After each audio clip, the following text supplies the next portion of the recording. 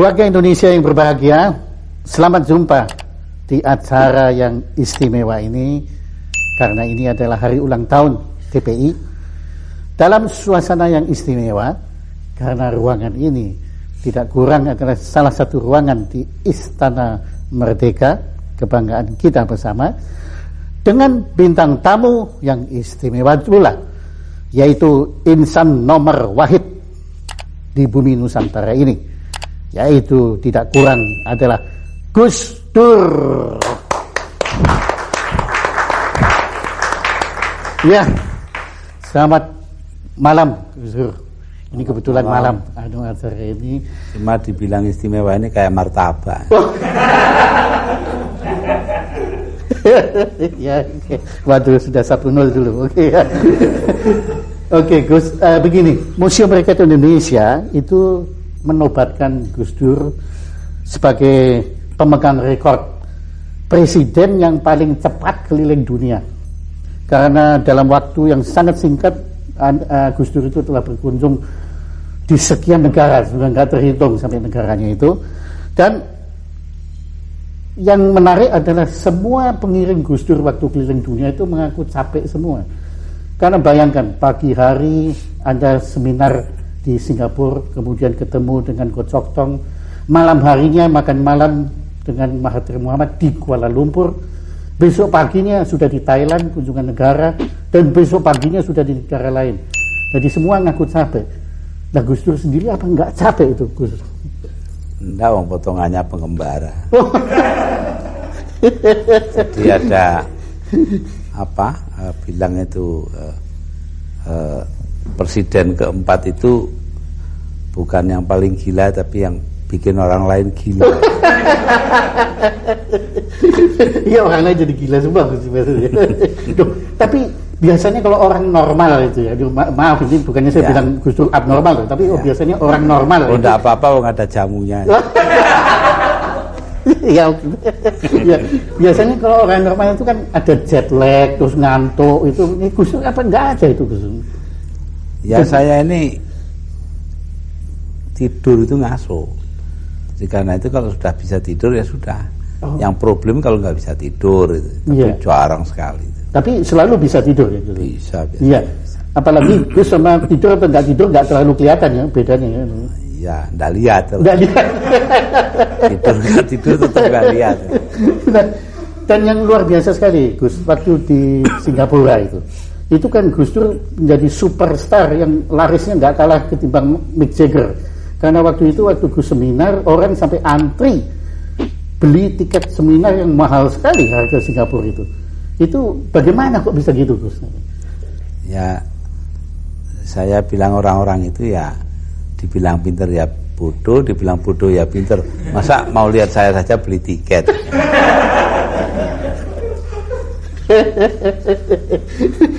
Tapi waktu itu Gus waktu itu ngomong tentang investasi Indonesia waktu itu. Ya.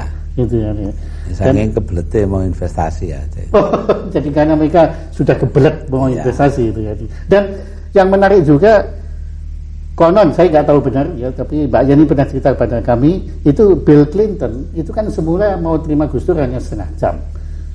Kemudian setelah ketemu Gus Dur ditunggu sampai 1,5 jam, jadi 90 menit nggak selesai, sampai kalau nggak salah protokolernya yang nyetop waktu itu. Kok bisa gitu lama? Ngapain aja berdua dengan Bill Clinton? Ya ngobrol, podo presiden. Saya ceritain kepada Bill Clinton, ya di belakang meja tulisnya itu, meja tulis presiden itu di tembok ada apa itu namanya bolongan kecil gitu. Oh ya, itu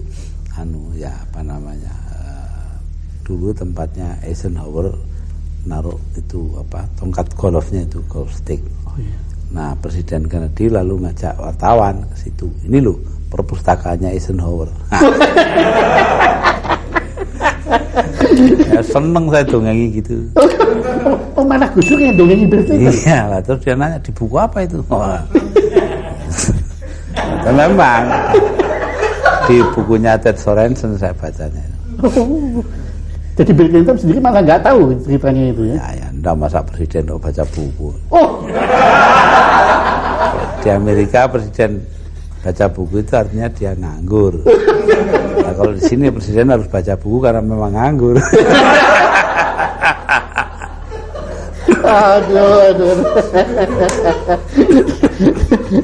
Dan saya pernah lihat di salah satu foto itu Bill Clinton sedang ngakak terus tangannya gini megang dengkulnya Gus Dur gitu. Itu Gus Dur cerita apa itu lagi? Wah, Monica Lewinsky. Lupa saya. Mungkin cerita itu loh apa?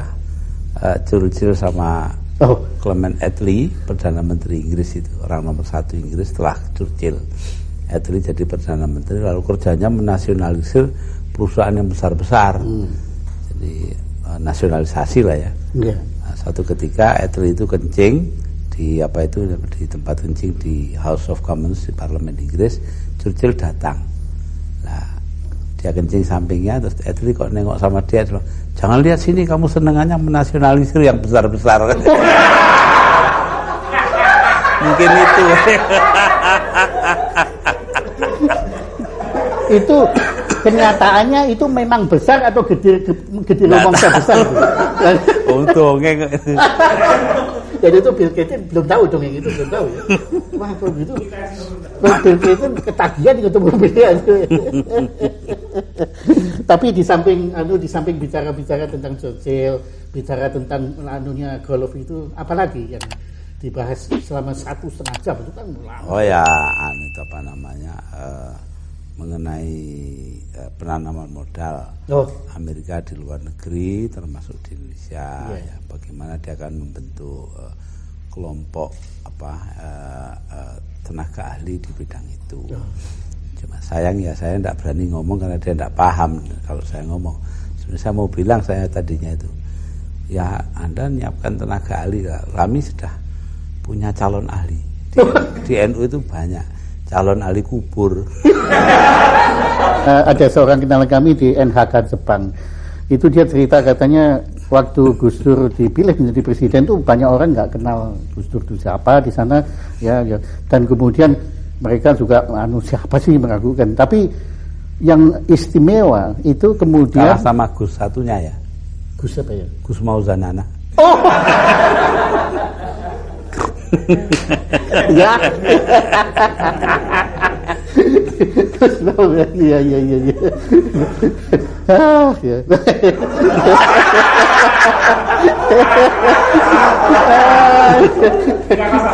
Tiga, kosong banyak sudah.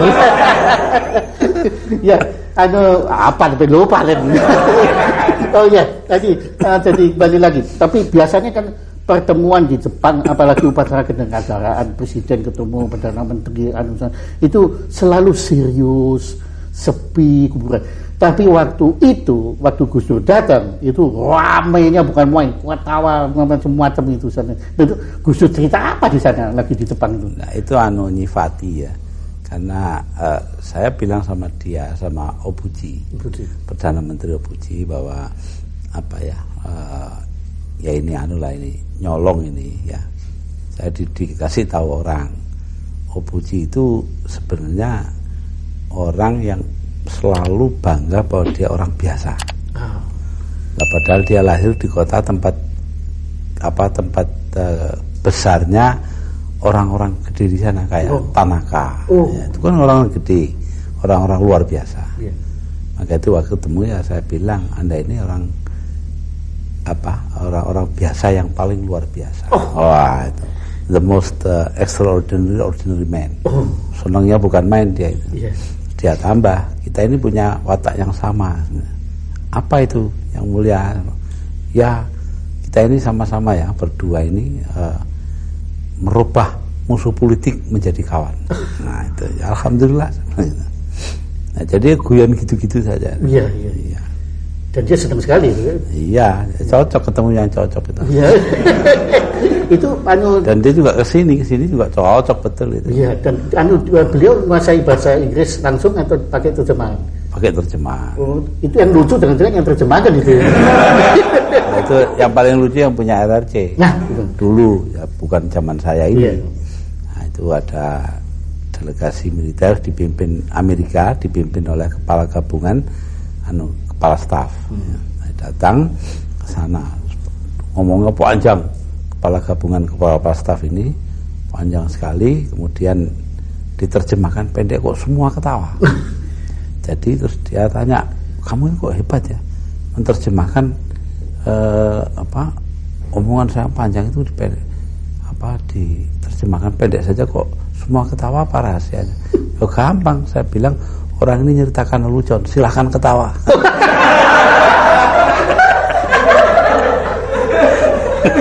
Ini mereka tertawa, saya nggak bilang lelucon tuh. Mereka ketawa semua. Nah, yang ramai lagi, saya dengar waktu Anda ke Arab, itu Gus Dur kan pidato dalam bahasa Arab. Itu orang-orang Arab ketawa semua ya lucunya. Tapi yang paling lucu katanya orang-orang Indonesia yang tidak bisa bahasa Arab juga ikut ketawa waktu itu semua. Kenapa tuh? Nah, itu karena seperti kata Pak Yudhoyono, kami tidak bisa bahasa Arab, kami ketawa karena melihat orang Arab ketawa.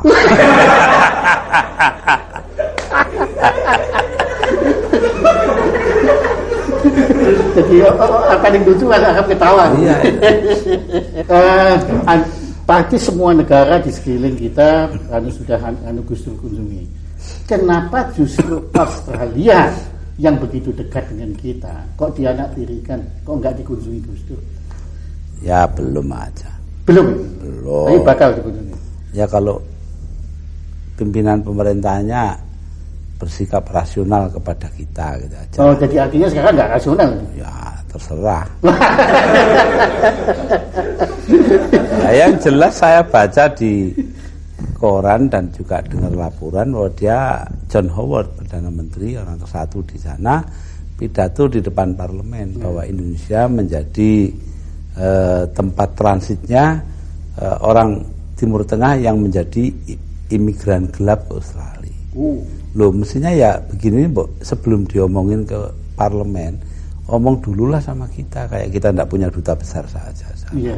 Dan juga kayak dia nggak punya duta besar di sini. Iya, betul. Kemudian baru-baru ini Menteri Luar Negeri Alwi Siap ngomong sama saya. Dia ditemui oleh Alexander Downer, Menteri Luar Negeri Australia di Macau.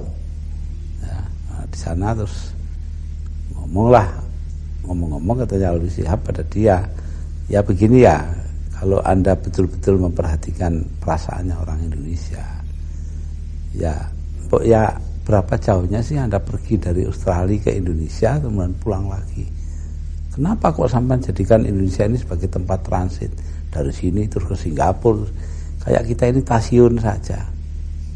Nah itu, oh ya nanti kita ke Jakarta pulang pergi. Ya sudah, ini ya karena kami mengira bahwa Indonesia itu langkah pertama lah dalam transit. Ya itu namanya Anda tidak ngerti perasaannya Indonesia. Nah, kalau ngerti kan tidak akan begitu. Iya. Jadi banyak misinformasi. Iya. Nah, menurut Gus Dur sekarang kalau Anda amati, apa di dunia saat ini, di planet bumi ini ada kepala negara yang lebih lucu ketimbang Gus Dur? Wah, tidak tahu saya. Belum tahu ya? Tidak tahu. Tapi kalau menurut Gus Dur dari kalau saya ini kesasar. Mestinya jadi pelawak kok jadi presiden.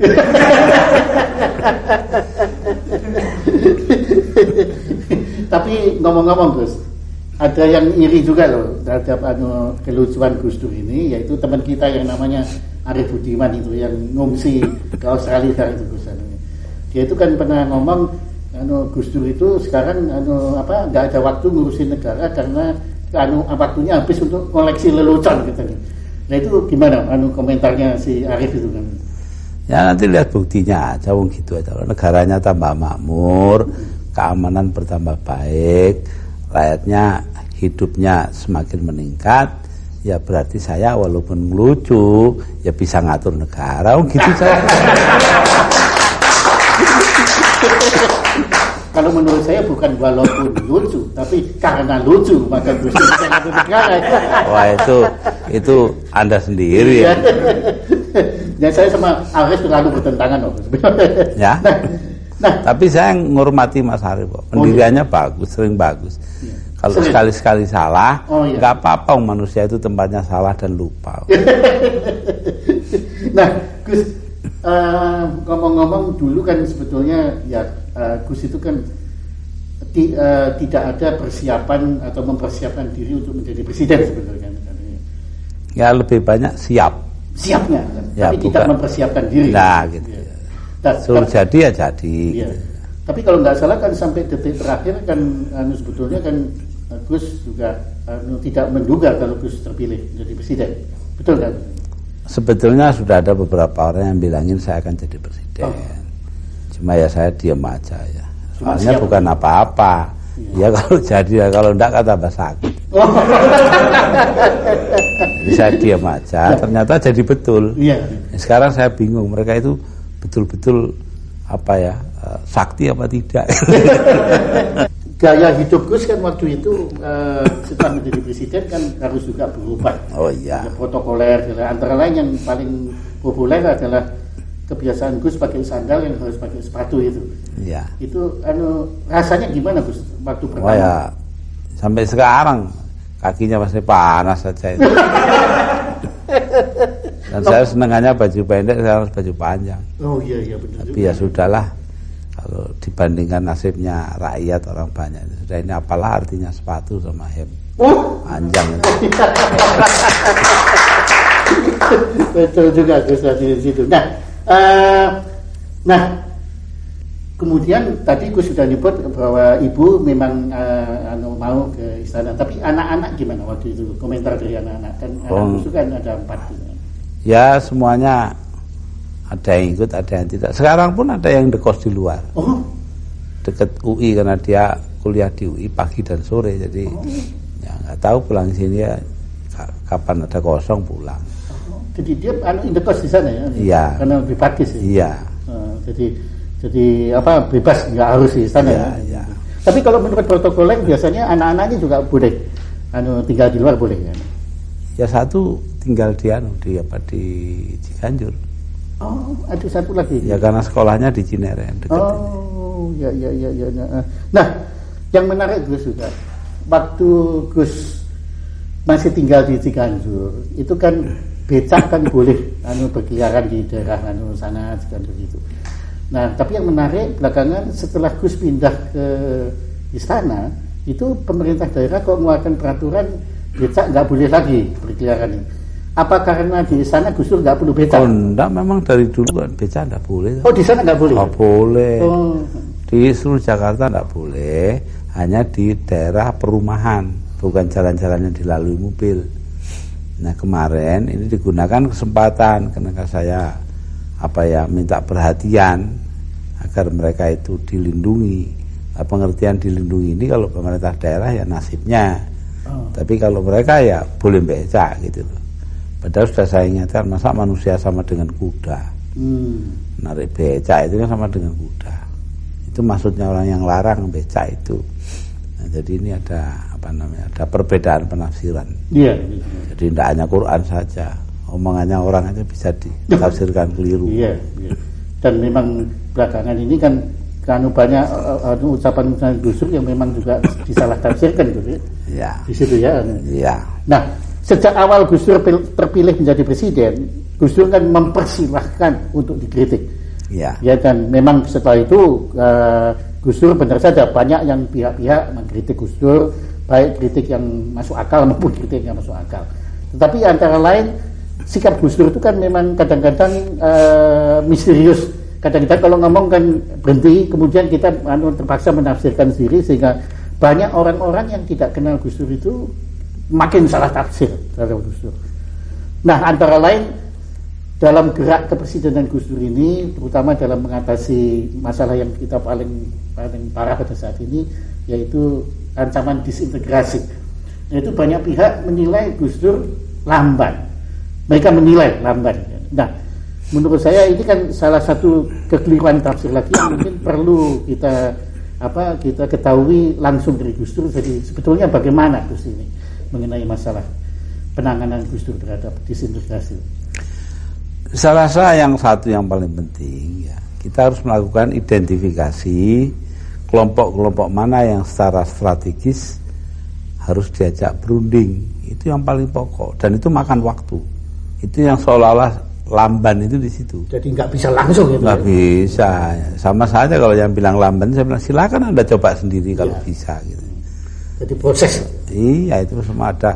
Seperti Aceh, sampai hari ini aja belum selesai. Ini barusan mau rekam ini, saya dapat laporan bahwa keadaan di Aceh semakin panas. Itu satu contoh. Jadi tidak semudah yang kita inginkan. Tapi ya alhamdulillah pelan-pelan sudah mulai baik. Iya. Jadi dimana kalau perlu ya kita harus keras. Ya. Umpamanya contohnya di Maluku. Maluku itu saya minta kepada Laksamana Widodo sebagai Panglima TNI itu untuk bertindak keras, menggeledah rumah-rumah mencari senjata kan. Kemudian orang-orang dari sini yang bersenjata naik kapal laut sebelum mendarat di Maluku digeledah polisi dulu. Kalau ada yang senjata yang ada dipegang dengan orang-orang yang ditangkap. Jadi itu tidak segampang membalik tangan gampangannya lah. Jadi memakan waktu juga. Itu pun belum tentu tidak dibikin lagi karena ya ada oknum-oknum, ada yang sipil, ada yang bekas TNI segala macam itu untuk ingin mengganggu. Ya, kenapa? Karena privilege mereka atau kenyamanan mereka terganggu oleh keadaan sekarang. Reformasi ini ya. Iya.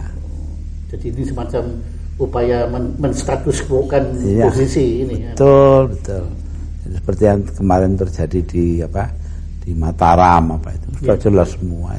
Jadi sebetulnya Gus Dur sudah tahu orang-orang itu. Sudah tahu semua. Nah, tapi kita tidak bisa berbuat karena nggak ada bukti. Gitu. Nah itu Gus yang perlu supaya secara hukum kita harus membuktikan. Nah, ini orang yang nggak ngerti kan itu lamban segala macam. Nah, cari buktinya itu yang sulit. Iya.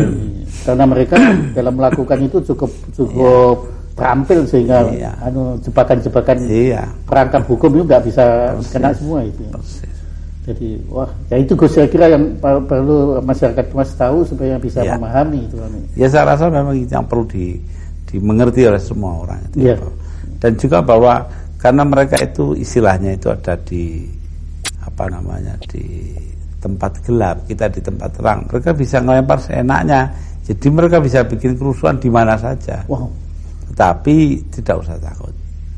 Pemerintah sudah bertekad untuk menyelesaikan masalah ini. Jadi begitu kejadian satu tempat langsung digarap, dan begitu digarap maka ya tentu saja mereka akan lari. Iya. Tapi jadi sikap dari pemerintah ini hanya bisa menangani kalau sudah terlanjur kejadian. Betul, memang. Tidak bisa preventif. Tidak bisa. Tidak bisa ya. Untuk preventif itu kalau sudah negaranya maju mungkin ya bisa. Nah, kita sabar. Iya. Saya sabar. Beberapa orang yang ngomongin tidak karu-karuan, saya tahu semua, saya dengerin aja. Nah, tapi nanti kalau sudah keterlaluan, sudah ganti aja orang ini. Iya. Jadi Gus Dur, aku yakin kalau Gus Dur sebetulnya sudah punya kendali terhadap ini. Cuma perlu waktu ya. Ya itu. Betul. Waktu dan saya yakin kan kemarin seperti Go Chok Tong ya. Kemudian juga Van Artsen, Menteri Luar Negeri Belanda kemarin datang ya. Hari ini ya delegasi dagang dari Amerika, kemudian juga Wakil Menteri Luar Negeri Inggris kemarin, Christopher, itu semuanya saya beritahu, tidak usah khawatir. Kalau memang EU masih ragu-ragu, jangan tanam di daerah yang ribut, taruh aja di Jawa, di mana gitu. Selektif jadi. Selektif, tidak ada masalah. Jangan dihubung-hubungkan seluruh daerah. Dan saya rasa nggak lama, sebentar lagi juga sudah sudah selesai. Nah, tetapi ngomong-ngomong tentang kabinet Gus Dur sendiri, itu Gus Dur sendiri kan pernah juga mengakui kabinet ini kan kabinet hasil dagang politik kan, jadi kompromi dan macam-macam itu. Jadi menurut Gus Dur kritik bahwa kabinet Gus Dur ini kurang profesional, kemudian tidak terkoordinir, itu menurut pendapat Gus Dur sendiri bagaimana? Ya, profesional atau tidaknya terserah pada pengaturan kabinetnya. Kalau diatur yang baik ya profesional. Sebab itu tergantung. Saya akan berusaha sebaik-baiknya untuk untuk bisa profesional. Ya, kalau keluhan wajar aja orang mengeluh sekali-sekali, tidak masalah. Nah, adapun ini hasil dagang sapi, ya tidak perlu dibantah, memang nyatanya begitu kok. Tapi itu tidak berarti kabinetnya jelek toh. Semua kabinet di dunia yang dasarnya parlementer itu hasil dagang sapi semua. Jadi nah, itu iya, suatu lebih proses. baik demikian. Iya. Lebih baik kita nganggur seperti Belanda, Jerman, Inggris, betul. ya semua dagang sapi semua. Koalisinya. Ya, yang tidak dagang sapi ya dagang kambing gitu. dagang jago juga gitu. Nah, iya. Nah, Depen dan Demsos sudah Gus Dur sudah bubarkan dan ternyata juga dampaknya sudah yang dahulunya bergejolak sekarang sudah selesai. Tapi yang menarik waktu di DPR kita pernah dengar Gus Dur itu nyeletuk. Sebetulnya Depkes juga perlu dibubarkan. Nah, ini sebagai kita yang bakul-bakul jamu ini kan yang di Depkes ini jadi kita ini jadi Gus gimana ini jadi kenapa kok Gus bisa punya pendapat? Enggak, maksud saya itu baik loh. Ya. Sebanyak mungkin kegiatan masyarakat itu ditangani masyarakat sendiri, jangan oleh pemerintah. Itu loh maksudnya. Ya. Nah, Depkes itu urusannya obat, ya, termasuk jamu lah. Itu kan diminum orang toh. Ya. Lah iya, tidak ditaruh di lemari karena itu bukan urusan pemerintah sebetulnya. Itu urusan masyarakat. Tapi ya sudahlah, keadaan begini ya sudah kita biarkan dulu. Nanti lambat laun kita kembalikan kepada masyarakat. Oh, gitu ya. Jadi kita nanti lambat laun kembalikan ke bakul-bakul jamu itu nanti. Ya, boleh. Nanti nah, pemerintahnya beli jamu. Nah, kami dengar penglihatan Gus Dur sudah mulai pulih kan? Ya, mudah-mudahan 3 bulan lagi sudah bagus. Jadi Gus kan bisa membedakan warna ya? Sudah mulai. Wah, bagus. Biru muda sudah kelihatan. Kalau yang belum itu hijau dan merah. Ya. Tapi konon Gus, mungkin karena saya poros tengah itu Pak. Oh. Kalau hijau kan PKB, kalau merah kan PDI. Nah saya poros tengah. Tapi Gus, konon Gus itu menjadi sakti karena Gus itu tidak melihat gitu loh. Nanti dikhawatirkan kalau Gus lihat yang jelek-jelek malah nggak sakti lagi gitu. Nah, jadi presiden bukan soal sakti, soal dipilih. Nah, Gus, yang kami kagum ya, sebetulnya memori, daya ingat Gus Dur itu kan urusan negara ini kan luar biasa tuh Gus. Dimana sebetulnya informasi yang paling penting adalah informasi tertulis. Padahal ya maaf Gus, pada saat ini kan belum bisa banyak membaca atau boleh dikatakan sama sekali tidak. Dan cara Gus Dur menyerap informasi tertulis itu bagaimana? Rajin tanya. Kalau bertanya tentu ada jawaban. Oh. Itu saja. Jadi dan, banyak tanya. Iya, dan dibacakan koran tiap hari. Nah, tapi ingat-ingatnya itu? Oh ya, enggak tahu itu. Apa dulu sebelum kena stroke saya itu hafal 2000 nomor telepon.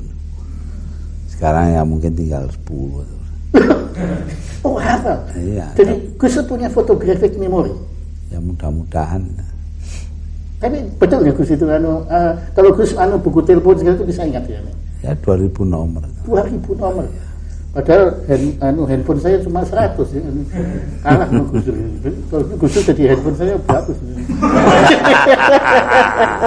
10 handphone. Gus handphone. Nah kemudian kalau pidato-pidato kenegaraan itu Gus mempersiapkannya bagaimana? Ya begini ya, karena selama ini jadi bidang perhatian saya, jadi sebenarnya saya nggak pakai persiapan. Asal dikasih tahu pointersnya ini ya sudah, terus saya langsung pidato. Jadi kayak tadi itu ya, saya malah acaranya pun saya nggak tahu. Saya cuma dengar dia akan diminta mencanangkan bulan keselamatan dan kesehatan kerja ya. K3 yang saya bilang ini kok kayak nama jamu saja. Nah itu jamu kaki 3 itu. Kayak obat saja. Iya betul. Nah terus saya dengar itu, saya ya terus dengerin waktu menterinya laporan gitu kan. Ini tahu masalahnya di situ. Sudah langsung apa yang terpikir oleh saya, reaksi terhadap omongan itu saya keluarkan. Kalau kena kebetulan alhamdulillah, kalau enggak kena ya salahnya yang dengar, gitu saja kan. Tapi sampai saat ini selalu kena terus ya. Ya, mudah-mudahan. Iya. Nah, Gus Pano tentunya belakangan ini tanpa kita peduli omongannya Arief Budiman itu, Gus kan punya koleksi lelucon-lelucon baru yang ada kaitannya dengan kepresidenan Gus ini. Kira-kira apa Gus yang baru-baru ini? Oh ya, enggak ada. Ngomong kepresidenan itu kan serius ya, bukan lelucon. Tapi tidak ada yang lucu-lucu atau memang sudah lucu sendiri gitu. Nah, yang lucu ya dari luar itu dapatnya. Iya. Contohnya itu pemerintah dapat kritikan. Ada kiai tua dilapor oleh kiai muda. Ini masyarakat tuh sering bontokan satu sama lain mencaci maki. Lah bahasa Jawanya kan madani. Dari podo. Terus kiainya tua ini entah salah paham, entah main-main atau dia bilang, ya ini akibat dari pemerintah sendiri loh. Kenapa? Lah pemerintah kan mau bikin masyarakat madani. Padahal masyarakat madani itu maksudnya masyarakat berdaan. Ya kalau nggak salah Gus kan punya juga tulisan yang waktu itu saya dengar waktu makan malam itu mengenai di rumah sakit jiwa yang orang mancing loh. Oh itu sih. Itu perlunya dokter itu siap-siap mempersiapkan diri dan tahu persis keadaan pasiennya. Jangan kayak dokter jiwa yang masuk sebuah rumah sakit jiwa dan di situ melihat pasiennya pegang lidi itu ada benangnya, itu masuk ke baskom ada airnya. Orang itu ngadepi baskom itu langsung kan wah ini mesti cari ikan ini gitu loh. Jadi dia bilang dokternya itu sama orang itu, wah sudah banyak ikan dapat ini. Jawabnya, dokter gila apa masa begini dapat ikan? Jadi tidak karuan yang mana yang gila, mana yang pasien. Ya, jadi kayak negara kita saat ini Gus ya. Nah, Gus begini, jadi para pemirsa ini menyaksikan acara istimewa bersama Gus ini dalam rangka ulang tahun TPI Gus. Apa kira Gus Dur berkenan menyampaikan mungkin pesan-pesan Gus Dur kepada kita semua Gus dalam saya itu bingung dengan TPI. Itu saja. Kenapa? Yang terkenal kan semua tahu. Sholawat Badar itu tuh. Jadi lagu Sholatullah Salamullah ala Toha Rasulillah itu. Oh iya. Nah, itu ini dibikin oleh Kiai Ali dari Tuban dan dibuat aransemennya oleh Kiai Ahmad Siddiq dari Jember. Oh. Nah, orang yang tidak tahu Sholawat Badar namanya sih Badar. Badar itu ahli Badar, orang Badar itu perang. Lah ya lah, begitu kok minta damai itu loh. Kan ya aneh tuh, saya itu kok bingung. Loh orang minta perang kok minta damai kok nyanyi-nyanyi perang itu. Ya enggak tahu, saya enggak ngelarang loh ya. Setelah mau TPI mau terus ya silakan, tapi bertentangan itu harapannya dengan nyanyiannya. Oh jadi itu termasuk kelirumologi itu Gus ya? Ya itu. Atau keliru mengerti. Sama dengan itu apa? Orang Indonesia yang naik kapalnya tenggelam, tinggal batang kayu yang besar. Di situ ada orang Perancis sama orang Inggris. Nah, bertiga mereka di situ kedinginan, atau ada botol liwat. Pegang di saut kena, ternyata itu ada jinnya Aladin gitu. Wah saya jin Aladin, masing-masing boleh mengajukan satu permintaan. Wah kata Inggrisnya, saya lahir di London, kebangsaan saya Inggris, saya kawin dengan orang Inggris, teman kerja saya Inggris, semuanya Inggris, tolong saya dikembalikan ke London. Wah, hilang. Satunya lagi bilang, saya orang Perancis, kawin dengan orang Paris, beranak di Paris, kerja di Paris, temennya di Paris semua, tolong kembalikan saya ke Paris. Hilang. Gak ganti orang Indonesia kan. Anda gimana? Wah sini kok sepi ya, nggak ada temennya, tolong kembalikan yang tadi. Kumpul lagi ya. Itu mentalnya orang Indonesia. Iya Gus. Nah, Dan ini konon Gus akan melanjutkan rekor keliling dunia Gus lagi. Ya. Dalam waktu dekat Gus akan ke Eropa Gus ya. Iya, ya. Nah ini banyak yang dengar Gus akan ke Davos. Ya di Swiss itu indah sekali memang. Kami pernah ke sana, daerahnya itu memang indah sekali gitu ya. Nah, Dan apalagi di bulan sekarang ini kan kondisinya sangat menarik di sana. Nah, Gus, kenapa Davos? Di sana berkumpul para pengusaha dan pemimpin pemerintahan. Saya kebetulan disuruh bicara. Oh, jadi karena itu saya akan dari seluruh dunia itu? Ya. Itu pertemuan apa? Pertemuan ekonomi sedunia ya? Ya, pertemuan ekonomi yang terpenting di dunia. Jadi saya disuruh bicara ya mengenai mungkin hubungan Islam dengan dunia usaha. Wow. Nah, dari sana saya mau ke Prancis, Prancis, Inggris, Belanda, Jerman, Italia, termasuk bertemu dengan Sri Paus di Vatikan. Kemudian melihat teman saya, Presiden Havel dari Cekoslovakia. Ya, kemudian saya pergi ke India. Itu Gus sudah kenal sebelumnya ya dengan? Saya sudah pernah seminar di sana. Dia seorang penyair ya? Ya, penyair. Juga dramawan. Oh, dramawan. Ya, jadi kayak Arswendo. Ya, kayak Arswendo. Tapi nggak pernah dibui. Oh, nggak tahu ya saya. Apa Havel pernah dibui? Pernah dia pernah waktu itu. Pernah ya. Iya, jadi ya sama kalau itu sama. Benar. Nasibnya sama lah. Cuma dulu itu ada kejadian. Waktu saya seminar di sana ditutup dengan sebuah acara di katedral. Nah, baca doa-doa bersama di katedral di Praha. Oh, di Praha. Iya, di Praha betul. Itu di katedralnya. Nah, itu jejer istananya dengan katedralnya. Iya, saya duduk samping saya itu ada seorang bekas presiden dari Bulgaria. Orang ini dari kecil memang aktif di Partai Komunis. Jadi tidak tahu agama. Nah, ketika dimulai, maka doa bersama itu dimulai oleh Dalai Lama. 15 menit bahasa Tibet, tidak ada yang paham. Ya. Yang kedua, Syekh Ibrahim dari Maroko, bahasa Arab, yang tidak ada yang paham. Kecuali dia sendiri. Beberapa orang ya saya paham lah, berapa jam. Kemudian habis itu Uskup Agung yang pegang katedral itu, ya, pakai bahasa Latin, tidak ada yang paham. Tiga-tiganya akhirnya Bulgaria tanya saya, ini pertemuan ini prosedurnya masih lama. Oh, prosedur ya. Dia tidak tahu bahwa itu acara agama. Apa namanya nggak tahu, doa bersama, pokoknya bagi dia prosedur. Kayak prosedur protokoler. Nah, itu dari Praha saya akan ke New Delhi, berbicara di Jawaharlal Nehru University. Di samping ketemu dengan Perdana Menteri, ya, dengan beberapa orang lain. Nah, kemudian 2 hari di sana saya ke Korea Selatan. 2 hari karena sudah janji dengan Kim Dae-jung. Kim Dae-jung ini saya anggap guru saya. Ya, karena apa? Dia itu dipenjara, disiksa, segala macam itu. Dia tetap berbelas kasihan dan mencintai orang yang nyiksa dia. Kan jarang itu. Kim Dae-jung itu. Saya dari tahun 60-an sudah pegang sajaknya itu.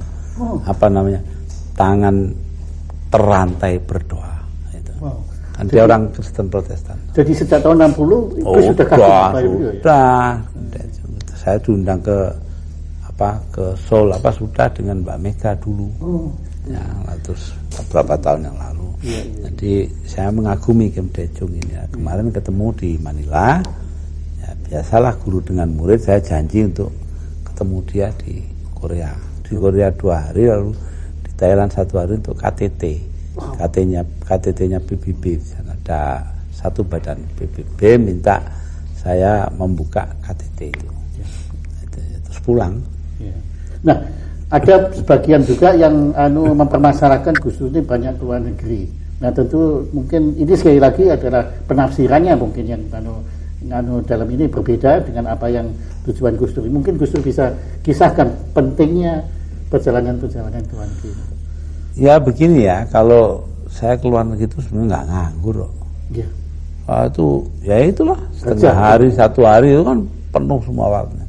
Sebenarnya yang saya maksudkan itu hanya satu, pengakuan internasional atas keutuhan teritorial Indonesia, wilayah Indonesia. 1. Kedua, saya juga ingin investasi di Indonesia itu cepat.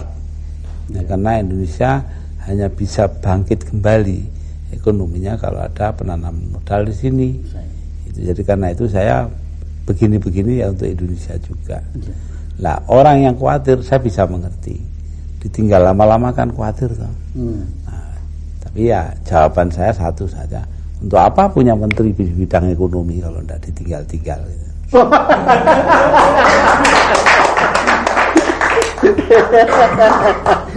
Sekarang betul-betul sebagai penutup Gus, ada pesan kepada kita semua Gus dalam menghadapi masa depan bangsa Indonesia tercinta ini. Saya rasa yang terpenting itu loh, kita harus punya rasa mengabdi kepada bangsa dan negara. Ini yang paling penting. Kalau ini bisa saya tanamkan dalam masa saya menjadi presiden ini, ya alhamdulillah, berarti memang benar kata orang, bangsa Indonesia itu adalah bangsa yang baik hati. Ya, suka lupa keburukan orang, ingat terus kebaikan orang. Itu saya rasa mudah-mudahan kita, sebab dengan kita mengabdi kepada kepentingan bangsa dan negara dan mendudukkan kepentingan kita sendiri di tempat nomor 2, maka kita akan bisa mengangkat derajat negara kita. Ini yang membuat Amerika besar, ini yang membuat Republik Rakyat Cina besar, Jepang besar, ya, karena semuanya megang kebanggaan dirinya sebagai bangsa. Yang katanya Bung Karno meminjam ucapan dari Ernest Renan, raison d'être, sebab adanya sebuah bangsa itu apa. Nah itu. Nah, jadi ini penting sekali diingat. Terima kasih Gus Dur. Demikian pemirsa bincang-bincang kita dengan Gus Dur, dan semoga dengan kehadiran Gus Dur dan penjelasan Gus Dur kita bisa lebih akrab dan lebih mengenal kepribadian sejati dari Gus Dur yang kita kagumi dan kita hormati dan kita cintai ini. Dan marilah kita bersama mengabdi kepada nusa dan bangsa Indonesia tercinta ini. Terima kasih.